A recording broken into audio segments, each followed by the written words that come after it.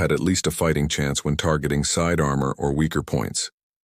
Confidence began to spread, though the threat of German heavy tanks remained sobering. Tankers were reminded daily that their survival still relied on teamwork, maneuver, and numbers.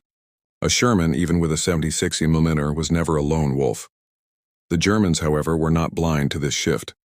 Reports filtered back to Panzer commanders that some American Shermans were striking harder, penetrating armor that had once been reliable protection. A Panther crew encountering a 76mm Sherman for the first time often reacted with surprise, and sometimes with fatal consequences.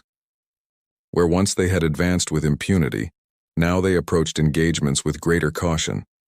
American production capacity ensured that numbers would favor the Allies. By late 1944, hundreds of 76mm Shermans were rolling off the lines each month. Divisions refitting after Normandy received more of the new models, and by the time of the Ardennes offensive in December, many units had a critical mass of 76mm armed tanks. The battlefield, once dominated psychologically by the German big cats, was beginning to level.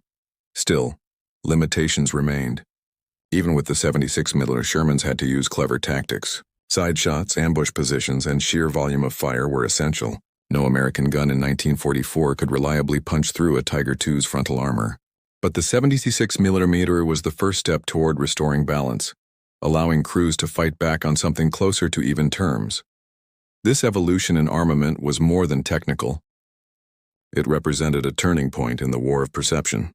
For the first time since facing the Tiger in Tunisia, American crews could feel that their tanks were not just coffins on tracks. They were still vulnerable, still dependent on courage and numbers, but with the 76mm, they carried a weapon the Germans could not ignore.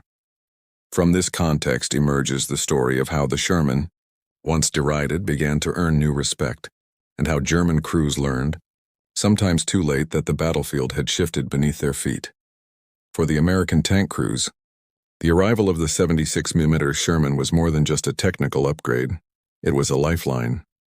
Before its debut, soldiers entering combat in 75mm Shermans often described their tanks as death traps. Letters home spoke of the terror of hearing the metallic clang of their own shells ricocheting off German armor, followed almost instantly by the thunder of an 88mm round punching into their vehicle. Survivors told of comrades burned alive or trapped in twisted steel. Morale was fragile, and crews knew that courage alone could not overcome the cold realities of firepower. It was not met